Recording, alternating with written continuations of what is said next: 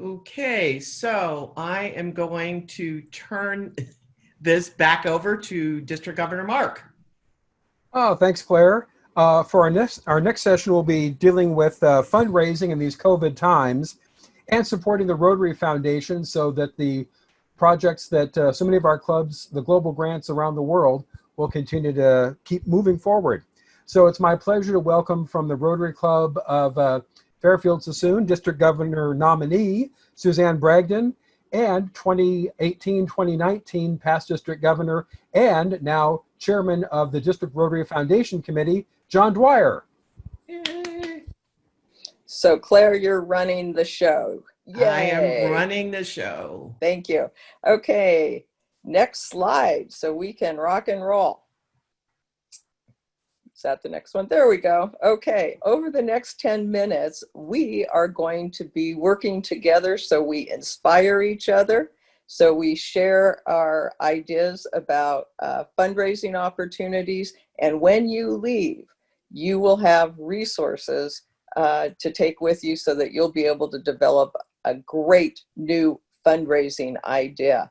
And before I go to the next slide, just like everybody else, if you have an upcoming fundraiser, please put it in chat, note your club, note what the fundraiser is, and note the date. And we want to compile that and advertise. Okay, thank you.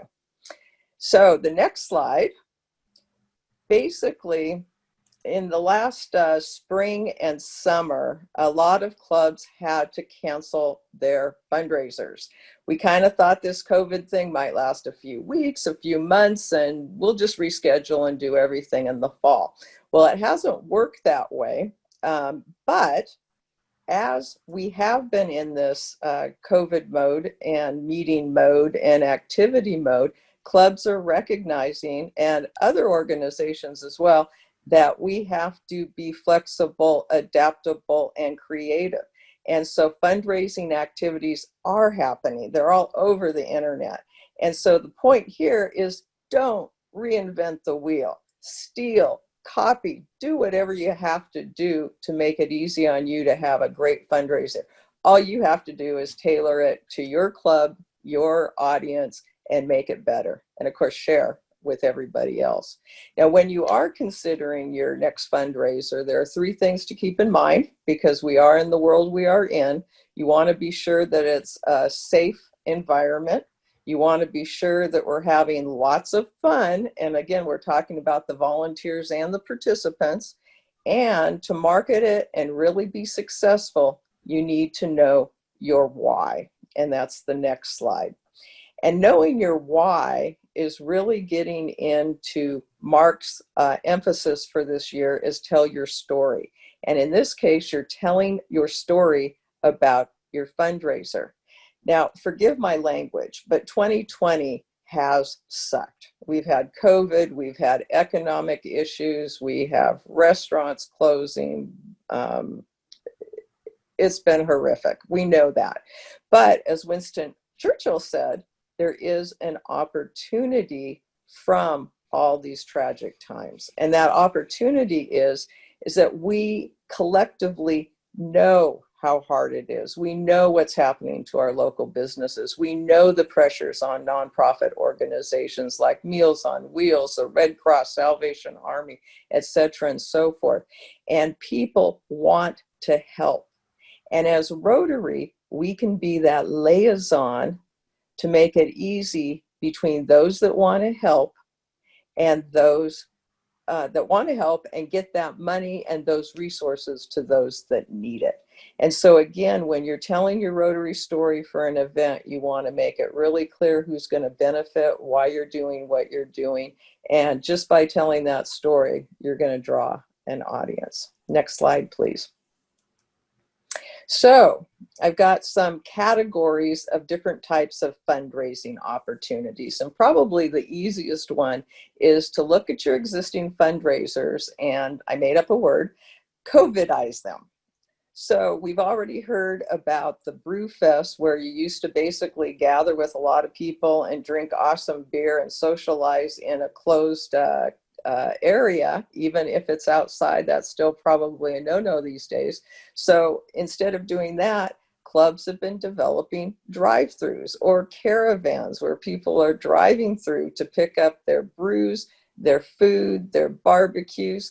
I'm hoping that if we're still in this mode as the crab season comes around and our local Fairfield Sassoon Twilight gets involved with their Lobster Fest, that they will consider this type of approach, because we love our food and we love our beverages. So again, think about how you can deal with the congregations. The other thing you can look at when you're analyzing your existing fundraisers is just think of social distancing. So like, let's say you had an event where you provided movies in the park for kids and families. Well, why not do a drive-in movie? Local fairgrounds actually want to partner with groups so that they can use their facilities that are just kind of sitting there. And if you Google, you'll find lots of clubs and opportunities to do this. Golf tournaments is another area. Golf clubs want business. They want to make it safe for people to golf. And so there are ways to actually have live golf, quote unquote, tournaments where people get to play. They still get to win or lose. They still get prizes. It's just thinking in a different way. Now, as we talk about a golf tournament, this transitions to the next slide. Obviously, you probably make money through a silent auction or a live auction. And we can go to the next slide. And so those kind of activities really have to be virtual. So you can have a combination where you're doing things in person and then you go over into more of a virtual mode. The possibilities are endless. And so this list here is, just ideas of what I've seen other clubs doing, of other types of virtual fundraisers. I actually had the opportunity to see firsthand a film viewing that was on Skid Row Marathon. Please Google that documentary. It is phenomenal. It's a story about a Supreme Court judge who runs. That's how he deals with his stress. And he has brought along homeless youth and young people to run with them. And they actually attend a marathon around the world every year to help lift them up. After that documentary film viewing, we got to meet with the author. It was just phenomenal. Some clubs, you guys do karaoke shows, talent shows. Cynthia Garcia, I can't wait to see what you've got in mind for our club. Again, lots of opportunities. And the key is to get engaged, energized, and have fun. And I will note, I hope this is in the stream, there is a bingo event up in the Reading area. I think it's October 17th. It's fun to kind of see what's being done out there so you can actually see it live. So sign up and support your sister brother clubs. Next slide. The last area that I wanted to focus on kind of shares some of the ideas that Carol was talking about earlier. This is kind of where you are combining fundraisers with special events and service projects because you want your members to be active and you also want to get the word out about Rotary, that we are around and we are doing things. These types of activities tend to be sponsor driven. I think initially, maybe you have a hesitation to call your sponsor list because you typically would do that for a golf tournament or some other big gala. But guess what? If they're doing okay in this economy, they still want to support you. There are things where clubs have actually taken a small donation to put flags up on people's homes during different Memorial Day, July 4th, and Veterans Day. Some have done the same thing by putting flags outside courthouses. My favorite is, as you see the image here, is you've been flocked. Basically, if there's someone you want to recognize in the community, you go put your pink flamingos in their yard. I would brand them Rotary, and the people can only get those out of their yard if they pay you, and then they identify someone else to be flocked. So lots of fun ideas. So last slide. getting into the resources. The one thing I want you to take away from this 10 minutes that we've been chatting is 2627zone.org. Okay. Awesome resource, 2627zone.org. Click into their virtual library. They have so many resources that Rotarians throughout the western third of the United States are sharing. They're proven techniques. And one of the category is fundraising resources. Not only do you get ideas on fundraisers, which I've been sharing with you, you also get information on how to do a virtual fundraiser, how to do an auction, what platform tools are out there. So again, amazing resources. And following up from Buddy, they also have resources on great speakers. Add to the list. DACDB is another resource. If you go to the calendar, not only can you see speakers, you can also see special events, fundraisers that are coming up. It is only as good as you all folks are at putting this information into DACDB. But the better we do, the more resources we have. And again, go to the internet, Google, and you will find phenomenal resources. Thank you so much. Thank you, Suzanne. We will have time for questions in a few minutes. So continue. If you have any questions, please put them in the chat box. Let me get to the next presenter. While Claire's doing that, one quick correction. The website is zone2627.org, not the other way around.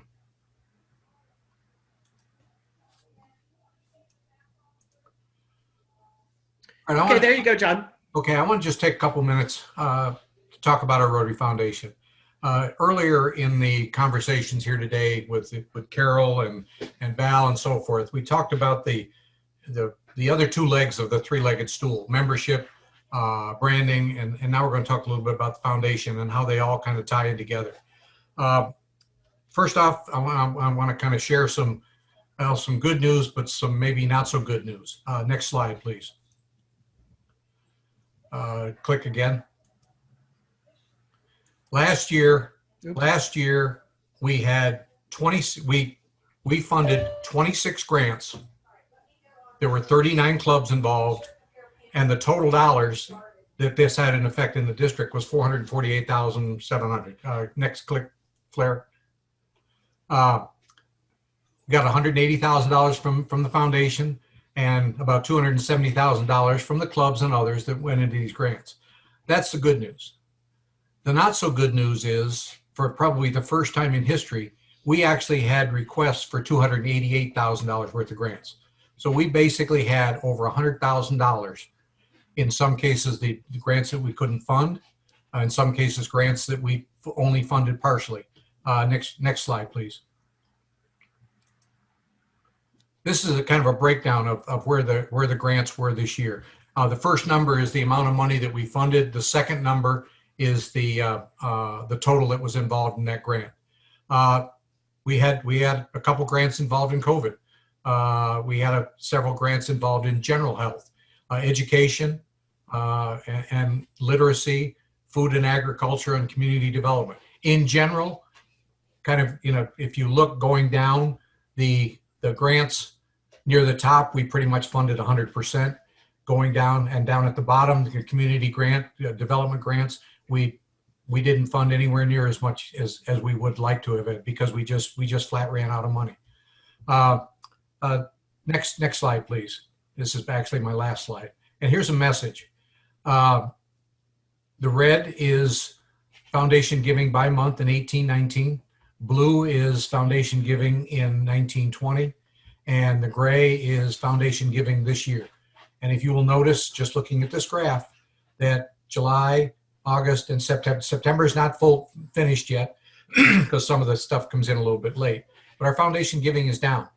And last year, in spite of COVID, from March through June, foundation, and you can probably see it on this graph. Foundation giving March through June of 2020 was within $3,000 or $4,000 of what it was in 18-19.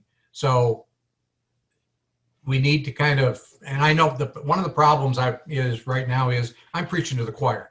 Pretty much everybody on here supports the foundation. But what I have been involved in several Zoom meetings other than my club.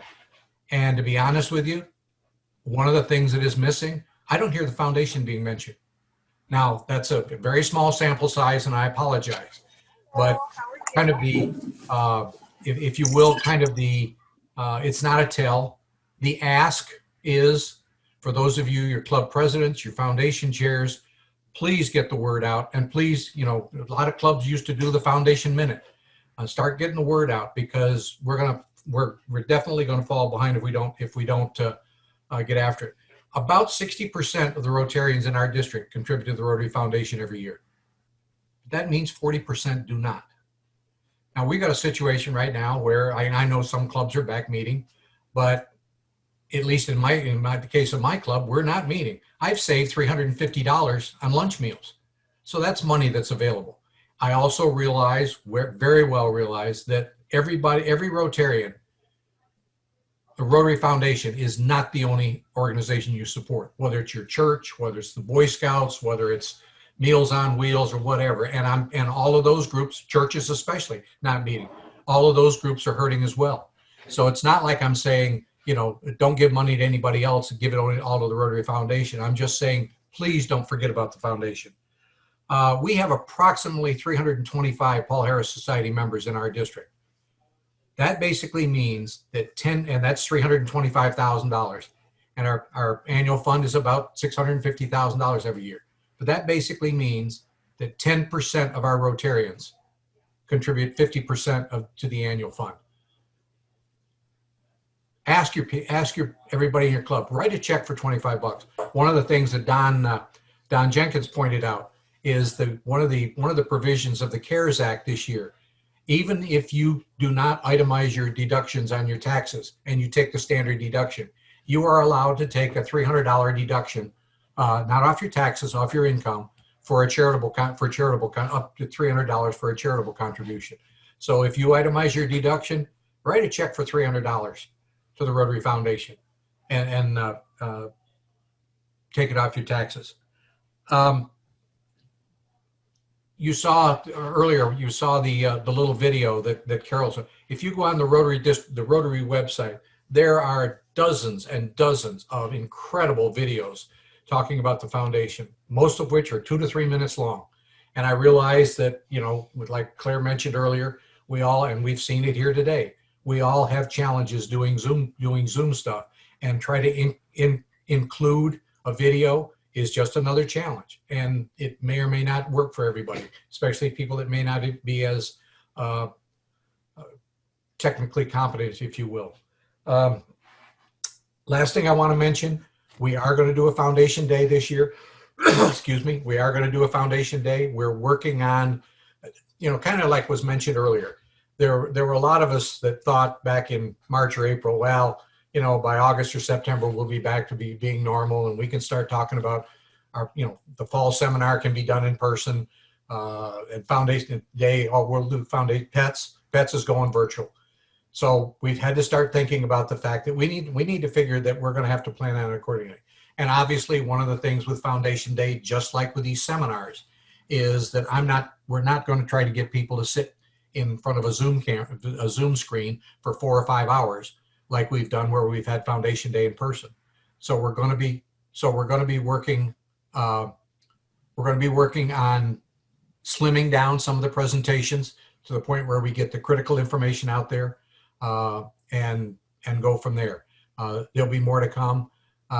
Last thing that I want to mention, every year in end of November, December timeframe, we review, update, revise as needed the district grant policy. Right now, the policy is in effect through the end of June 2021. It also does cover any district grants that would be submitted in the May-June timeframe next year. but we will be working on the 21-22 district grant policy. I'm going to be sending it out to the club presidents, foundation chairs, and secretaries to basically say, if you've got any comments, you have some things you want to add, subtract, change, please let me know, and we'll take them into consideration when the grant review panel meets. We also have 10 or 11 people on the grant review panel. Every year, we usually try to rotate 2 or 3 people in or out of the panel. And so if there are people that would be interested in being involved in the grants review process, please let me know, and we'll certainly take it into consideration. It doesn't mean for sure that we can include you, but at least we would know that people have an interest. I think that's all the things that I had on my list. Yep. The basic message is, don't forget about the foundation, folks. We've got this coming year, actually for the next 2 years, for both Kathy and Suzanne, we have approximately the same amount of money available for district grants right now, in the $180,000 range. But if we don't start picking up, you can also see from that graph I showed you, last December, 25% of the annual fund was contributed in the month of December. And I'm sure a lot of that had to do with the tax year, et cetera, et cetera. But, please don't forget about the foundation. If your club, in your Zoom meeting, your club, your foundation people are not mentioning it, when it comes time for you to chip in, just say, hey, folks, don't forget about the foundation.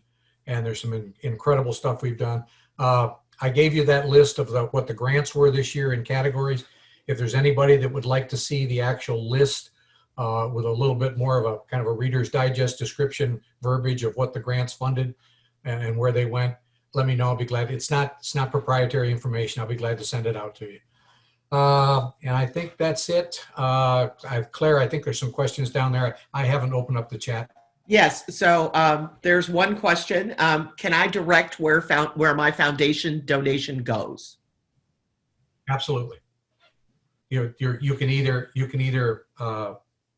direct it to share, which is the money 50% comes back to the district. You can direct it to polio. You can direct it directly to the World Fund. You could direct it. There's a fund being set up in the foundation for disaster response, and it doesn't necessarily. It isn't specific. So in other words, if you donated money to the disaster response fund, you could not then say, oh, that money would only go to Paradise or would only go to Vacaville or something, or a hurricane or whatever. There are other funds you can direct to. That information is available on the website, or if need be, get in touch with me and I can get it for you. There's a point. Somebody made the point that for $84 a month, you can become a Paul Harris Society member. If you go on one of the things that has also happened, and Tina, it was great last year. I think Tina got somewhere between 75 and 80 new Paul Harris Society members. Well, I can promise you that a lot of those new Paul Harris Society members, in some cases, unfortunately, will be a one and done. They got excited about it. They signed up, but they didn't sign up for Rotary Direct. They didn't sign up so that it gets the $85, or you can also do it quarterly or whatever. I would encourage everybody to go on Rotary Direct and sign up for $10. You can do it for $10. The minimum is $10 a month. Rotary Direct, $10 a month. That's $100 a year. And along those lines, I didn't see whether Mike was on here today or not. You probably saw the new Polio Plus Society, which is the same thing. $10 a month through the month of October. They will be giving you double recognition points. They don't count. It isn't money that would come back to the district, but it's money that counts on your Paul Harris. It's money that counts towards your major donor, or whatever the case may be. So that information is out there. There's going to be, as with everything in Rotary, there's going to be a fancy little pin. And Mike's doing a great job with that and getting out with his programs. So. Yeah. Oh, yeah. See, Mike's holding up the pin. Woohoo! Right there. Cool. Thanks, Mike. Okay. And then somebody was asking about whether or not if there are videos that would be a program length. I know you talked about videos that are a couple minutes long, but is there a longer video on some of the Foundation's project? I think Rotary has probably tried to make an effort to do these little short videos as opposed to trying to do long ones, figuring that people would grab the little ones. I am not aware of any real long videos. Okay.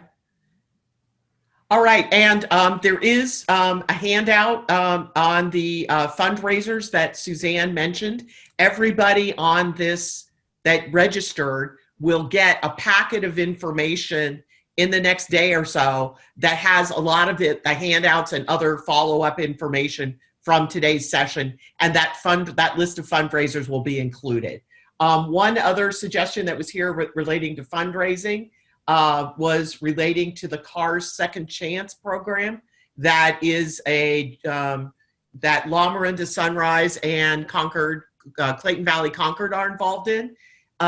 Information has gone out to the club president, so if you're interested in that, that's another fundraising opportunity as well.